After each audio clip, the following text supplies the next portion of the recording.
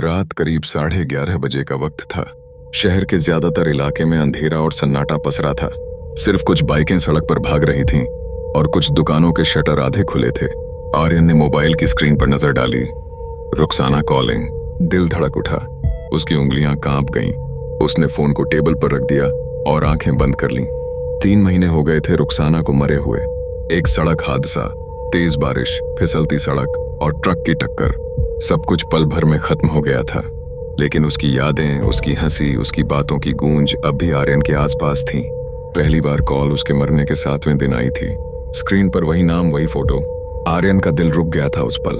उसने सोचा कोई मजाक कर रहा है, लेकिन नंबर ट्रेस करने पर दिखा, नंबर डिस्कनेक्टेड। उसके बाद हर महीने अमावस्या की रात को कॉल आती।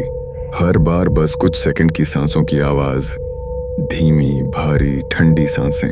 कोई बोलता नहीं था, लेकिन एहसास होता था वो है। उस रात भी कॉल आई। आर्यन ने इस बार डरते हुए फोन उठाया। हेलो। कोई जवाब नहीं, बस वही सांसें। वो बोला, रुखसाना, तू है ना? लाइन से हल्की सिसकी आई, जैसे कोई बहुत पास हो, और फिर कॉल कट। आर्यन का दिल जोर से धड़कने लगा। उसने घड़ी देखी। ठीक 12 बजने में 1 मिनट बाकी था। वो उठकर पानी पीने गया। वापस लौटा तो मोबाइल की स्क्रीन जल रही थी। फोन बुक में उसने देखा, उसके बचपन के दोस्त समीर का नंबर गायब था। वो हैरान हुआ, फिर सोचा शायद गलती से डिलीट हो गया। सुबह जब आंख खुली तो व्हाट्सएप पर दर्जनों मैसेज थे। समीर का एक्सीडेंट हो गया। रात को 12 बजे आर्यन की रगों में खून जम गया। ठीक उसी वक्त जब कॉल आई थी। उस दिन के बाद से उसने ठान लिया, अब वो कॉल कभी नहीं उठाएगा। पर किस्मत ने शायद पहले ही उसका नंबर लिख दिया था।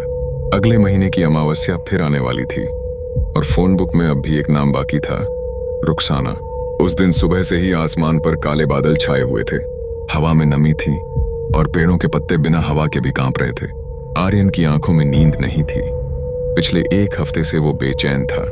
कितनी बार उसने तय किया कि इस बार कॉल नहीं उठाएगा, लेकिन अंदर कहीं डर से ज्यादा जिज्ञासा थी। अगर उसने बात की तो क्या होगा? रात धीरे धीरे उतर रही थी। बारिश की बूंदें छत पर टपक रही थीं और बिजली कभी कभी आकाश को चीर जाती। आर्यन खिड़की के पास बैठा था। फोन उसकी हथेली में था। स्क्रीन पर समय दिखा, 11 PM। हर अमावस्या की तरह वही अजीब सा सन्नाटा, जैसे पूरा शहर किसी अनदेखी चीज के इंतजार में हो। वो उठकर कमरे की लाइट बंद कर देता है। सिर्फ मोबाइल की हल्की नीली रोशनी दीवार पर पड़ रही थी। बाहर कुत्तों के भौंकने की आवाज आई और फिर एकदम सन्नाटा। दिल की धड़कनें तेज हो गईं। आर्यन ने खुद को संभाला और मोबाइल की ओर देखा, और फिर स्क्रीन पर नाम उभरा, रुखसाना कॉलिंग। हाथ अपने आप कांप उठे। उसने गहरी सांस ली और इस बार कॉल उठा ली। रुखसाना। उसकी आवाज बहुत धीमी थी। कुछ पल खामोशी रही, फिर वही सांसों की आवाज धीरे धीरे बढ़ती हुई, जैसे कोई उसके कान के बहुत करीब बोलने वाला हो। अचानक उसने महसूस किया कमरे का तापमान गिर गया है। ठंडी हवा की एक लहर उसके चेहरे से टकराई। फोन के स्पीकर से अब कुछ और भी सुनाई दे रहा था, जैसे कोई फुसफुसा रहा हो, आर्यन आ जाओ। वो कांप गया। उसने डरते हुए पूछा, कहाँ आऊं? लेकिन जवाब में बस एक हल्की हंसी आई। वो हंसी जो उसने रुखसाना के जीते जी कई बार सुनी थी, लेकिन अब वो हंसी डर में बदल चुकी थी।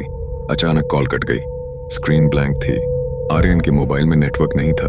वो घबराकर मोबाइल चेक करने लगा। फोन बुक में एक और नाम गायब था, माँ। दिल जैसे सीने से बाहर आ जाएगा। वो तुरंत नीचे भागा और माँ के कमरे में पहुंचा। दरवाजा बंद था। उसने धक्का दिया। दरवाजा खुला। अंदर सब शांत था। माँ बिस्तर पर लेटी थीं, लेकिन हिल नहीं रही थीं। आर्यन ने उन्हें झकझोरा, पर कोई हरकत नहीं। चेहरे पर वही सुकून भरी मुस्कान थी जो मौत से ठीक पहले आती है। उसका दिल टूट गया। उसे समझ नहीं आया ये मौत थी या उस कॉल का असर। उसने फोन उठाया और नंबर ट्रेस करने की कोशिश की, लेकिन कॉल लॉग में कोई नंबर दर्ज ही नहीं था। सिर्फ एक लाइन दिखाई दी, इनकमिंग कॉल, अननोन सोल। उस रात आर्यन ने पहली बार रोते हुए कहा, रुखसाना, तू मुझे भी ले जा। मैं अब अकेला नहीं रह सकता। लेकिन शायद उसने अब तक ये तय नहीं किया था कि उसे अपने पास बुलाना है या किसी और को मिटाना।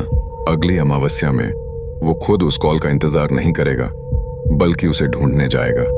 रुखसाना की मौत को अब 1 साल हो चुका था, लेकिन आर्यन के लिए वो जैसे कल की बात थी। हर अमावस्या, हर कॉल, हर गायब नाम, सब कुछ उसकी जिंदगी का हिस्सा बन गया था। वो डरता नहीं था अब, बस जवाब चाहता था।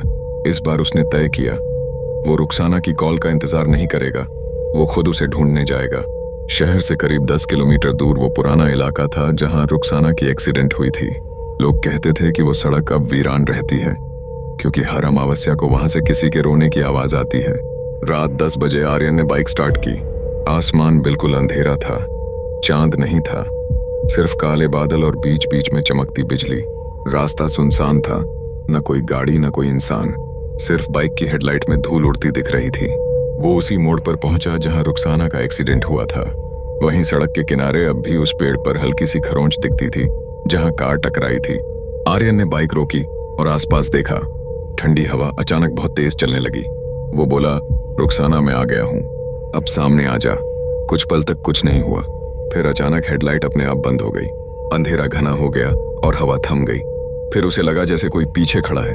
धीरे धीरे उसने गर्दन घुमाई और देखा, सड़क के दूसरी तरफ एक लड़की खड़ी थी। सफेद कपड़े, खुले बाल और चेहरा पूरी तरह काला धुआं सा। वो कुछ नहीं बोली, बस धीरे धीरे उसकी तरफ बढ़ने लगी।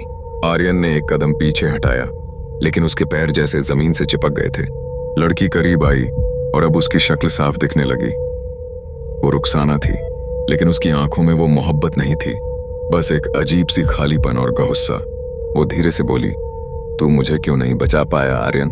उसके मुंह से खून बहने लगा और चेहरा पिघलने लगा। आर्यन ने कांपते हुए कहा, मैं कोशिश कर रहा था, पर उससे पहले ही हवा में अजीब सी गंध फैल गई, जैसे कुछ सड़ रहा हो। अचानक रुखसाना ने उसका हाथ पकड़ लिया। उसकी उंगलियां बर्फ जैसी ठंडी थीं। वो बोली, चल मेरे साथ, वहां सब तेरा इंतजार कर रहे हैं। आर्यन ने खुद को छुड़ाने की कोशिश की, पर वो और करीब आती गई। उसकी आंखों से अब काला धुआं निकल रहा था और उसके चारों ओर परछाइयां घूमने लगीं। वो परछाइयां धीरे धीरे इंसानों के आकार लेने लगीं। कोई औरत, कोई बच्चा, कोई बूढ़ा, सबके चेहरे अध जले और आंखें खाली। वो सब एक साथ बोले, तू देर कर चुका है आर्यन, अब तेरी बारी है। आर्यन चीखा और अचानक सब कुछ गायब हो गया। वो फिर उसी सड़क पर अकेला खड़ा था, लेकिन इस बार उसका मोबाइल जमीन पर गिरा हुआ था और स्क्रीन पर एक नया नाम गायब था, आर्यन। अब उसकी कॉल कौन उठाएगा? आर्यन उस रात सड़क के किनारे बेहोश पड़ा मिला। सुबह कुछ राहगीरों ने उसे देखा तो पुलिस को बुलाया। बाइक टूटी हुई थी, मोबाइल स्क्रीन फटी थी और उसके गले पर उंगलियों के निशान थे, जैसे किसी ने उसे गला दबाकर खींचा हो। होश आने पर उसने सबसे पहले अपना फोन मांगा। फोन चालू किया, पर उसमें अब उसका नाम नहीं था। वो हैरान रह गया। जिन नामों को पहले रुखसाना के कॉल के बाद डिलीट देखा था, अब उनमें एक नया नाम जुड़ चुका था, आर्यन। उसने फौरन कॉल हिस्ट्री खोली। आखिरी नंबर फिर वही था, रुखसाना। नेटवर्क नहीं था, पर स्क्रीन पर लिखा था एक्टिव नाउ। वो डर के मारे फोन नीचे गिरा बैठा। उस दिन के बाद आर्यन किसी से बात नहीं करता था। हर वक्त गुमसुम खिड़की के बाहर देखता रहता। उसके दोस्त कहते, वो किसी से फुसफुसाकर बात करता है, लेकिन वहां कोई होता ही नहीं। एक रात जब अमावस्या थी, उसके पड़ोसी ने सुना आर्यन के कमरे से किसी लड़की की हंसी आ रही थी, धीरे पर बहुत साफ। उसने खिड़की से झांका। कमरे में सिर्फ आर्यन था और उसके सामने रखे फोन की स्क्रीन जल रही थी। स्क्रीन पर दिख रहा था, रुखसाना कॉलिंग। पड़ोसी ने दरवाजा खटखटाया, पर अंदर से कोई जवाब नहीं आया। वो डरकर चला गया। अगली सुबह जब दरवाजा खोला गया तो आर्यन की कुर्सी खाली थी। फोन टेबल पर पड़ा था और स्क्रीन पर टाइम रुका था 2 AM। लेकिन सबसे डरावनी बात यह थी, फोन में अब एक नया कॉन्टैक्ट जुड़ चुका था। नाम लिखा था रुखसाना आर्यन। उसके बाद उस कमरे में कोई नहीं रुका। लोग कहते हैं कि हर अमावस्या को उस खिड़की के पीछे 2 परछाइयां दिखती हैं, एक लड़की और एक लड़का। दोनों के हाथों में फोन होता है और दोनों हंसते हुए कहते हैं, अब कॉल कटेगी नहीं।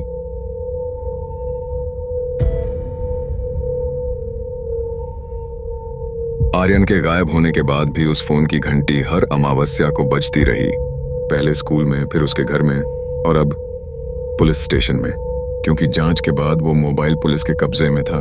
शुरू में सबने सोचा शायद कोई मजाक कर रहा है, लेकिन जब फोन की सिम निकाल दी गई, बैटरी अलग कर दी गई, फिर भी रात 12 बजे फोन खुद ब खुद चालू हो जाता, तो सबके रोंगटे खड़े हो गए। एक रात इंस्पेक्टर त्रिवेणी ने तय किया कि अब इसका अंत करना होगा।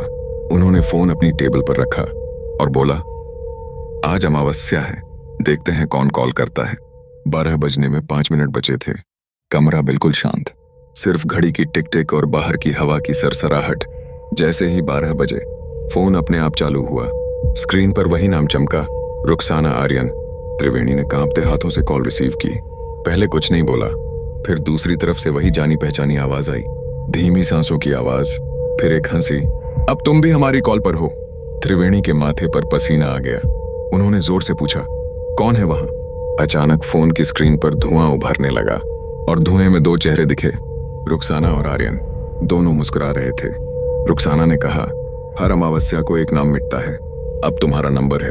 फोन गिरते ही कमरे की सारी लाइटें बंद हो गईं। कुछ पल बाद जब दरवाजा तोड़ा गया तो कुर्सी पर कोई नहीं था, बस फोन जलकर काला हो चुका था। लेकिन उसके बाद जो हुआ उसने सबको डरा दिया। स्टेशन के हर कंप्यूटर, हर स्क्रीन पर वही नंबर अपने आप सेव हो चुका था, रुखसाना आर्यन। आज तक उस केस की कोई फाइल नहीं खुली। वो फोन अब सबूत के कमरे में बंद है, पर हर अमावस्या को उसकी स्क्रीन अपने आप जल उठती है और घंटी बजती है, ट्रिन ट्रिन। लोग कहते हैं अगर उस कॉल को गलती से भी कोई उठा ले तो अगली अमावस्या तक उसका नाम दुनिया की हर फोन बुक से गायब हो जाता है। कहानी खत्म हुई। पर अगर आज रात तुम्हारे फोन पर कोई अनजान कॉल आए और उसमें सिर्फ सांसों की आवाज सुनाई दे, तो ध्यान रखना, कहीं वो रुखसाना का कॉल तो नहीं।